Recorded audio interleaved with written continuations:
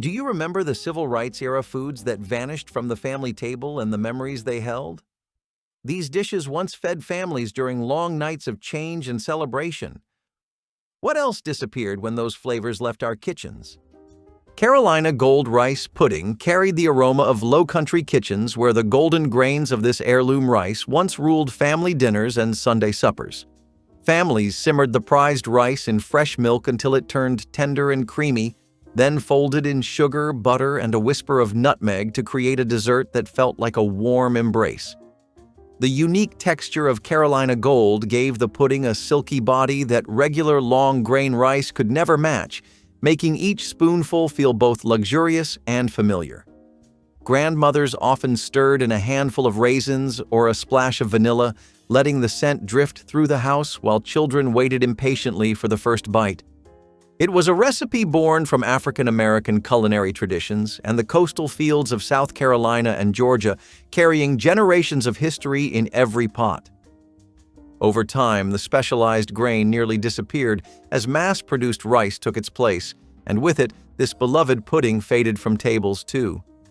Today, it survives mainly in stories and rare heritage farms, a sweet reminder of a time when simple ingredients and patient stirring turned humble rice into a dessert worth celebrating at every family gathering. Okra fritters with cornmeal batter were a civil rights-era street food that brought communities together with a crisp bite and a burst of garden flavor. Fresh okra pods were sliced into thin rounds and stirred into a seasoned cornmeal batter with just enough buttermilk to hold everything together. Hot cast iron skillets of shimmering oil transformed the mixture into golden patties that sizzled and popped, releasing a savory aroma that drew crowds from blocks away. These fritters appeared at roadside stands, church fish fries, and grassroots rallies where neighbors gathered to share food and strength during uncertain times. The outside formed a crunchy crust, while the inside stayed tender and lightly sweet, letting the okra's earthy taste shine through. Served with a dash of hot sauce or a spoon of homemade relish, they were quick to cook and easy to share. As convenience foods and chain restaurants spread, this simple treat lost ground, but its memory lingers as a symbol of resilience, hospitality, and the power of a shared skillet meal during years of struggle and hope across the American South. Chicken and dumpling soup with drop dumplings offered comfort when families needed it most, simmering in countless kitchens during the civil rights era. A whole chicken was boiled with onions, celery, and carrots until the broth turned rich and fragrant, then pulled apart to yield tender pieces of meat. Instead of carefully rolled dough, quick spoonfuls of soft batter were dropped directly into the bubbling stock, where they puffed into pillowy dumplings that soaked up every ounce of flavor. This faster method made the dish accessible to busy mothers balancing long workdays and community meetings while still wanting to serve something hearty and nourishing. Each bowl carried the scent of thyme and black pepper, filling homes with warmth that went beyond simple calories. It was the taste of Sunday afternoons, of neighbors stopping by with cornbread, of quiet strength in the face of daily challenges. Over the decades, packaged soups and rotisserie chickens replaced the slow ritual, and the drop dumpling style slowly vanished, leaving behind only the memory of shared tables and the gentle comfort of broth and dough mingling together in perfect harmony. Sweet corn spoonbread emerged from church suppers and family reunions as a dish that blended Native American corn traditions with Southern creativity. Freshly ground cornmeal and whole kernels were whisked into a custard of milk, eggs, and a knob of butter, then baked until the edges set while the center stayed soft and almost pudding-like. Served hot straight from the oven, it needed nothing more than a pat of butter melting across the top to make everyone at the table smile. Children loved its sweetness, adults loved its gentle richness, and cooks loved how forgiving it was when made in a hurry. Spoonbread appeared at potlucks that doubled as strategy meetings, where activists gathered for strength and neighbors shared what they could. It was inexpensive yet festive, a dish that welcomed everyone to take a big spoonful and feel at home. As instant mixes and boxed cornbread gained popularity, the slow-baked spoonbread quietly disappeared, but the memory of its creamy texture and golden aroma still evokes the spirit of generosity and unity that defined the era's most important gatherings. Hoe cakes with cane syrup butter carried the flavor of history in every sizzling bite, linking enslaved African cooking techniques to the civil rights kitchens of the 20th century. Cornmeal was stirred with a splash of water or buttermilk to form a simple batter, then fried on a hot griddle or even the flat side of a farming hoe, which gave the dish its memorable name. When served hot, each thin cake was brushed with butter blended with dark cane syrup, creating a sweet glaze that soaked into the crisp edges. These cakes fed field workers at dawn, families after late meetings, and crowds gathered for marches, offering warmth and quick nourishment without expensive ingredients. The combination of smoky corn and caramel sweetness spoke of resourcefulness and survival. As breakfast menus shifted to boxed cereals and frozen waffles, hoe cakes gradually slipped from daily life. Yet their story remains a testament to perseverance and the deep roots of African American foodways that sustained both body and spirit during years of struggle and triumph. Red rice with smoked sausage brought the flavors of the Gullah Geechee coast to dinner tables from South Carolina to Georgia, blending African techniques with local ingredients in a single bubbling pot. Long grain rice was simmered with tomatoes, onions, peppers, and fragrant spices until each grain absorbed a rich scarlet hue. Slices of smoked sausage added a savory depth and a hint of salt that made the dish satisfying enough to feed a crowd. Families loved it for Sunday suppers and late-night meetings alike because it required only one pan and filled the house with an irresistible aroma. Community cooks carried the recipe to rallies and church fundraisers where its bold color and hearty taste symbolized unity and celebration even in hard times. As processed rice mixes and quick dinners became the norm, authentic red rice slowly faded from everyday menus. What remains is the memory of a communal dish that carried centuries of African influence and a spirit of resilience in every spoonful.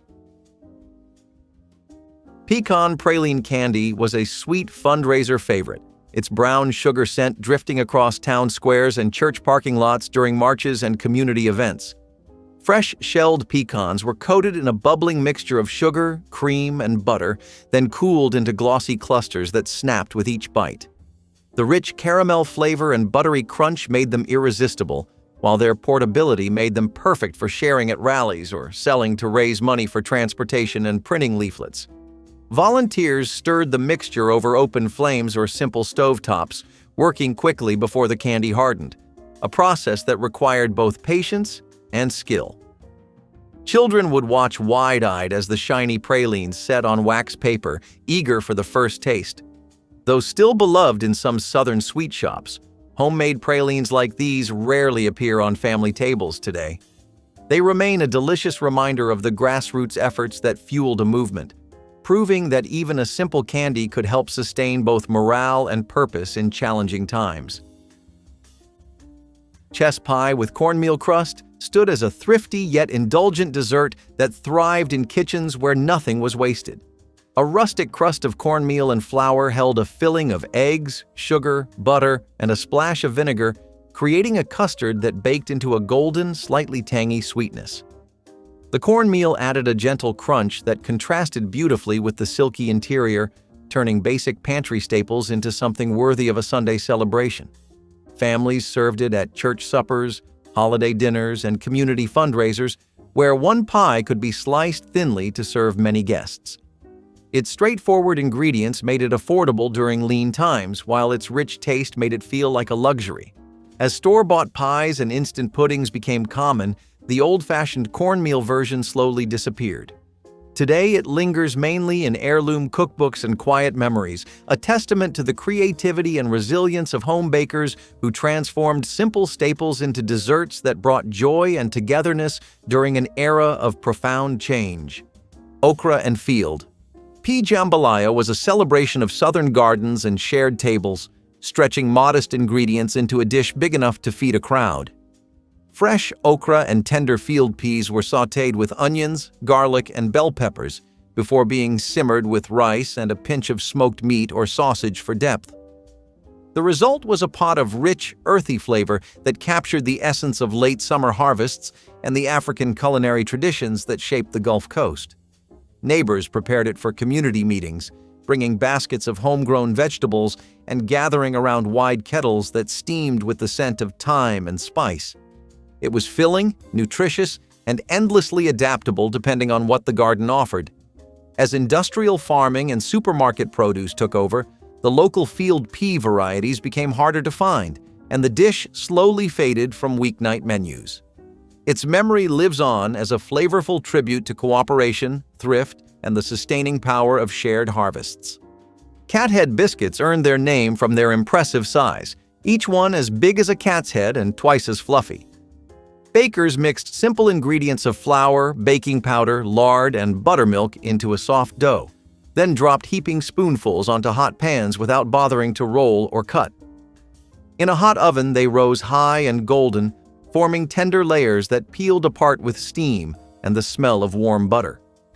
Families served them at dawn before work or after late-night meetings, splitting them open for gravy or honey when time was short and appetites were large. The biscuits traveled to marches wrapped in cloth, still warm hours later, providing strength for long days. Over time, refrigerated dough and fast food breakfasts pushed them aside, and the art of drop biscuits nearly disappeared from everyday life. Yet their hearty comfort remains a symbol of hospitality and resilience, proof that the simplest ingredients can feed both hunger and hope. Stewed raccoon with sweet onions carried the flavor of wild woods and rural resourcefulness, a dish that turned a successful hunt into a gathering for neighbors and friends. Hunters skinned and cleaned the raccoon carefully, then simmered the meat low and slow with sliced sweet onions, bay leaves, and black pepper until it grew tender enough to fall from the bone. The rich aroma drifted across open fields and backyards, calling children and elders alike to the outdoor cookout. Long tables held iron pots bubbling over wood fires, with baskets of cornbread and jars of homemade pickles passed around to round out the meal. It was more than food. It was proof of skill, patience, and the ability to make the most of whatever nature offered. When supermarkets and packaged meats took over and rural hunting traditions faded, this once celebrated stew nearly vanished. What remains is the memory of smoky evenings and shared plates, where a humble raccoon fed a crowd and reminded everyone that community can rise from the simplest, wildest ingredients when cooked with care and shared with love beneath an open sky. Creole tomato sandwiches turned a hot summer harvest into a cool lunch that defined garden eating across the Gulf Coast. Thick slices of sun-ripened Creole tomatoes, their juices bright and sweet, were layered on soft white bread spread generously with homemade mayonnaise. A sprinkle of salt and cracked black pepper was all that was needed to let the fruit's rich flavor shine. Families in New Orleans and along the Louisiana bayous prized these tomatoes for their deep red flesh and vibrant taste, planting them in backyard plots and city gardens alike. During the Civil Rights era, these sandwiches appeared at rallies and porch gatherings, offering a refreshing bite that required no stove and almost no effort. Each sandwich dripped with the essence of summer and the comfort of something grown close to home. As hybrid tomatoes and supermarket produce replaced heirloom varieties, the distinctive Creole flavor became rare. Today, the sandwich survives mostly as a nostalgic memory of hot afternoons, community gardens, and the simple pleasure of bread, tomato, and mayonnaise eaten while the cicadas hummed. Sorrel cooler brought a tart crimson sparkle to long, hot days when people marched, rallied, and gathered under the southern sun. Dried hibiscus petals steeped in boiling water released a brilliant ruby color and a sharp berry flavor, while slices of fresh ginger added a gentle warmth that lingered on the tongue. Sweetened lightly with cane sugar and served over clinking ice, the drink refreshed tired bodies and lifted spirits. Caribbean immigrants had long carried sorrel traditions into Southern kitchens, and during the Civil Rights Movement, the cooler became a quiet staple at community picnics and protest rest stops. Volunteers poured it into mason jars and paper cups, handing it to weary marchers whose voices were hoarse from chanting. Its tangy kick was a reminder of shared heritage and strength drawn from many cultures. Over time, commercial soft drinks crowded out the hibiscus cooler, but its memory remains a symbol of unity and resilience, a drink that quenched more than thirst and colored every gathering with courage. peanut brittle popcorn ball satisfied sweet cravings while offering the perfect portability for marches, picnics, and evening meetings. Freshly popped corn was tossed in a bubbling syrup of sugar, butter, and roasted peanuts, then shaped quickly into warm, sticky spheres before the mixture cooled and hardened. Each bite combined the nutty crunch of brittle with the airy lightness of popcorn, creating a candy that was both filling and easy to carry. Mothers and church volunteers wrapped the glossy treats in wax paper and stacked them in baskets for children to grab on their way to rallies or long car rides. They required only a few pantry ingredients and a watchful eye over the stove, making them affordable for large families and community fundraisers.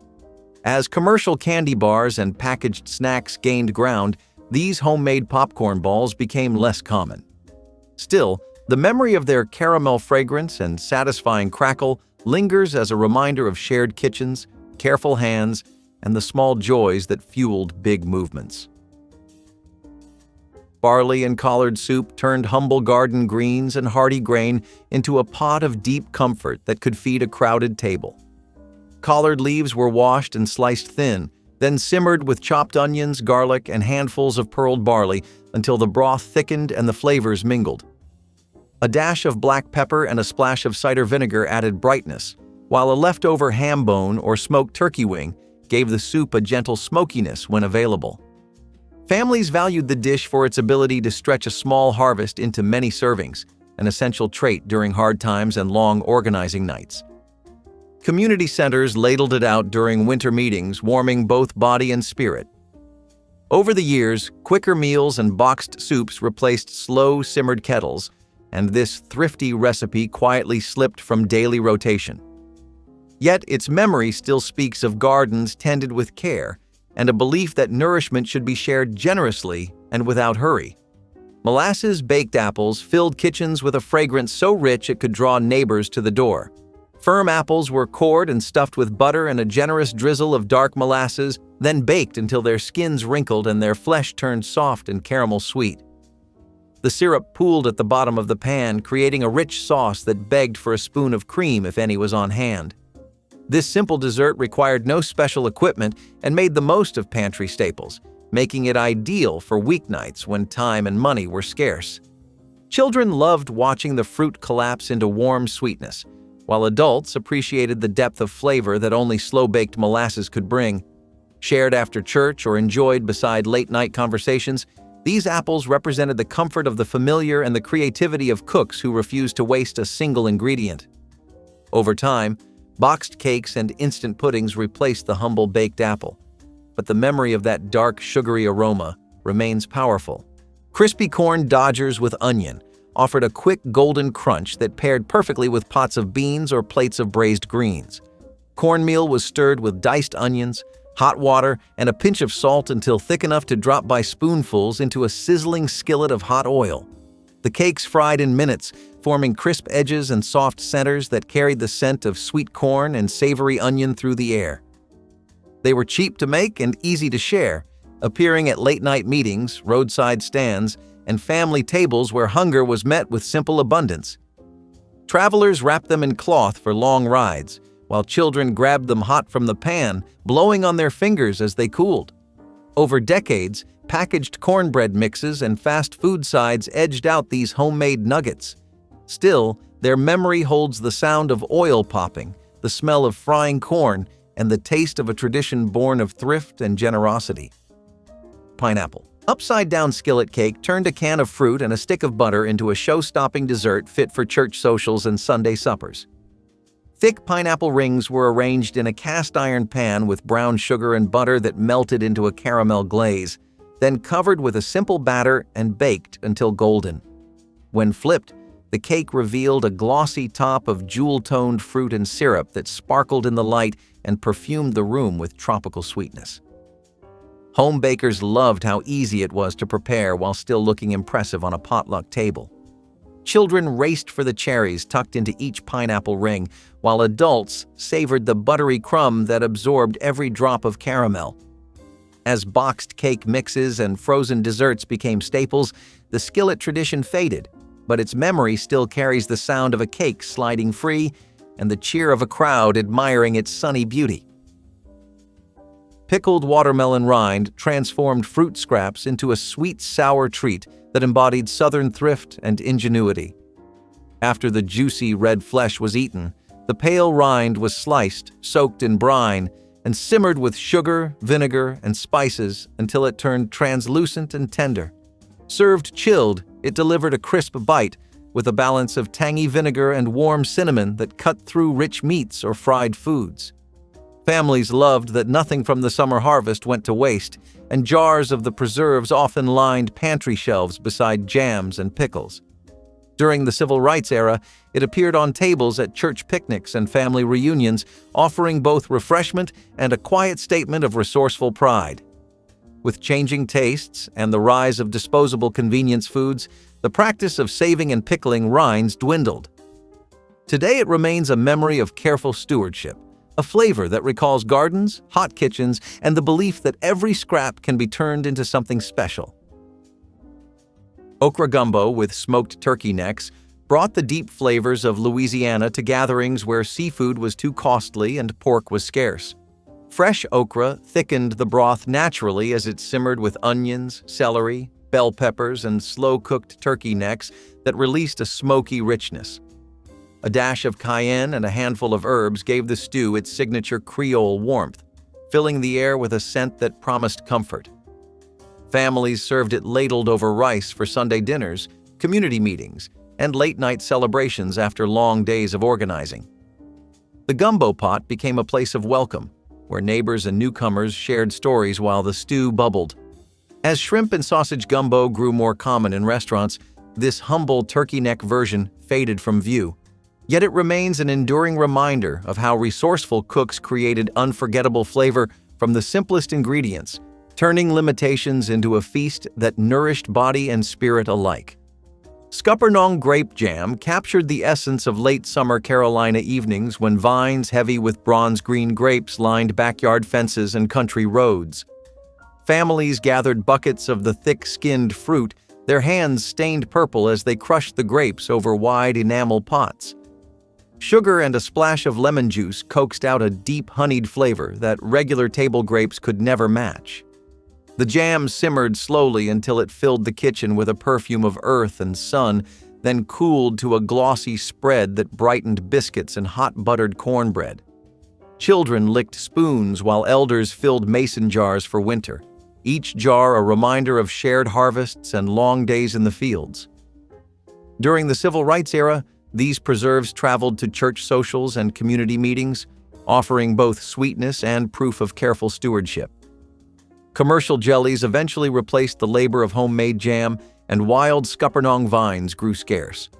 Still, the memory of that musky fragrance and tart golden taste lingers as a symbol of Southern resilience and the quiet satisfaction of turning wild fruit into a treasured family staple. Stewed pigeon peas with ham bone carried the warm flavors of the Caribbean into Gulf Coast kitchens, blending island traditions with Southern comfort. Dried pigeon peas were soaked overnight, then simmered with onions, garlic, and a smoked ham bone that released a gentle saltiness as it cooked. Bell peppers and thyme added a bright herbal note, while a splash of vinegar balanced the richness. The peas softened into a creamy stew that could be served over rice or scooped up with cornbread, feeding a crowd with ease. Immigrant families shared the recipe with neighbors, and soon it became a favorite at late-night meetings and church suppers where music and conversation flowed as freely as the food. It provided protein and warmth when meat was scarce and spirits needed lifting. Over time, faster canned beans and packaged meals took the spotlight, and the long, simmering pigeon pea tradition faded. Yet the dish remains a quiet echo of shared heritage, bridging coastal waters and community tables with every spoonful of smoky broth. Sorghum popcorn balls were the sweet glue of many porch gatherings, a simple candy that filled long summer nights with laughter and sticky fingers. Fresh popcorn was tossed with a bubbling syrup of sorghum, butter, and brown sugar, then shaped quickly into round clusters while still warm. The deep caramel flavor of the sorghum added a rich earthiness that white sugar could not match, and the glossy coating gave each ball a cheerful shine. Mothers wrapped them in wax paper to keep them fresh, and children compared whose treat was biggest as cicadas sang in the background. These popcorn balls were inexpensive yet festive, perfect for school fundraisers or late-night snacks after meetings and church services. They needed only a watchful eye and a heavy pot, proving that dessert could be both thrifty and celebratory. As commercial caramel corn and packaged sweets became common, the handmade sorghum version slowly disappeared. What remains is the memory of warm syrup and popped corn cooling on a counter while stories traveled late into the night. Chow relish. Spread brightened beans, greens, and cornbread with a sharp tang that spoke of gardens and careful canning days.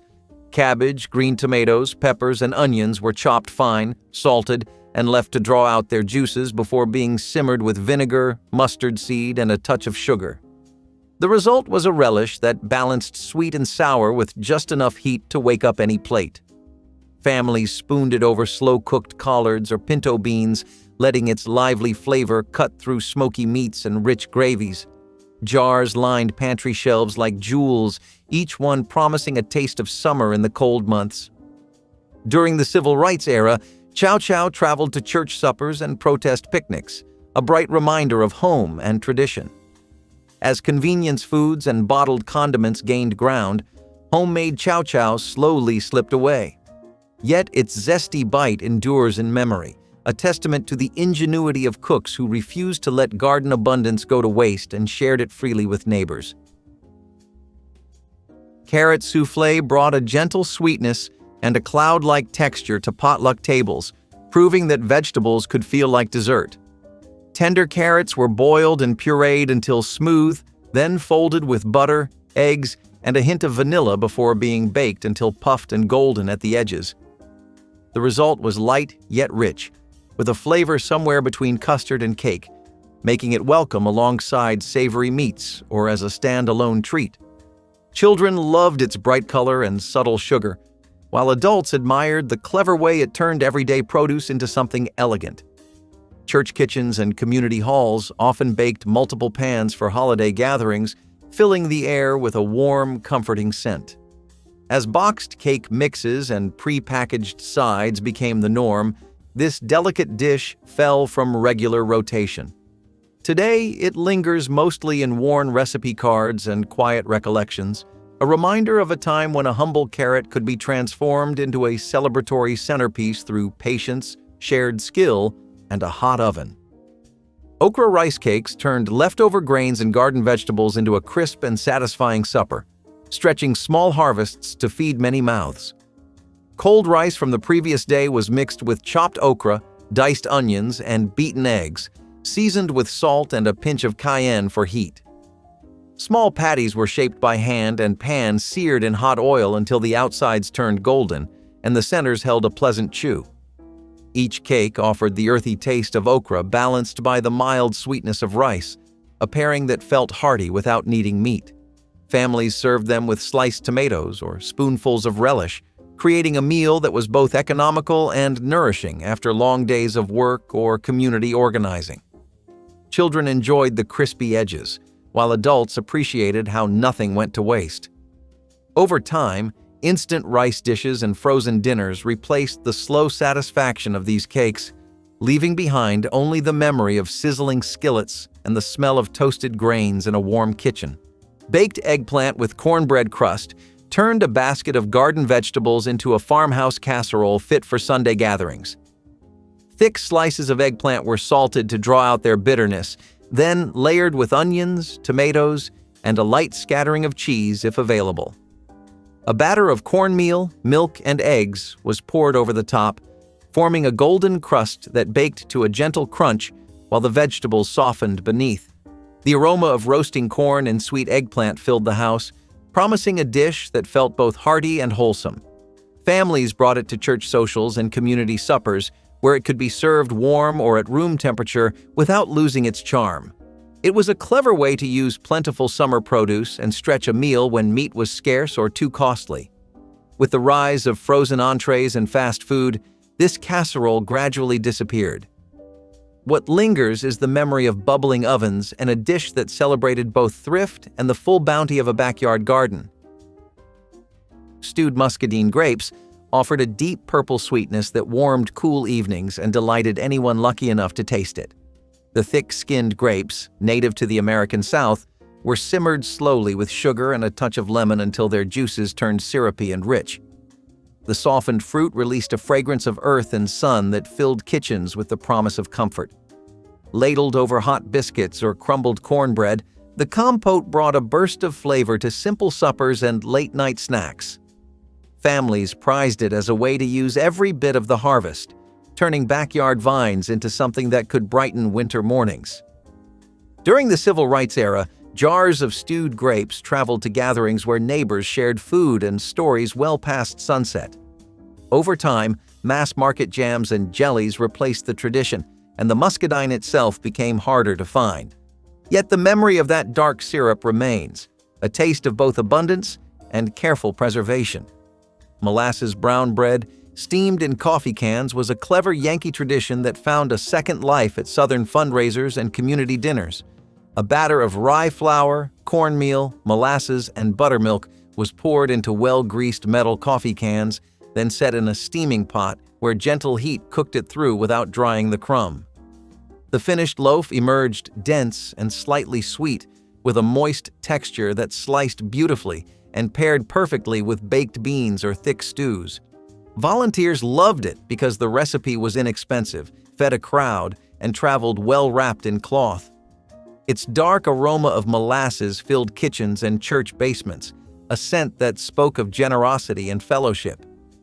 As commercial breads and quick loaves became easier to buy, the slow ritual of steaming bread in repurposed cans faded from daily life.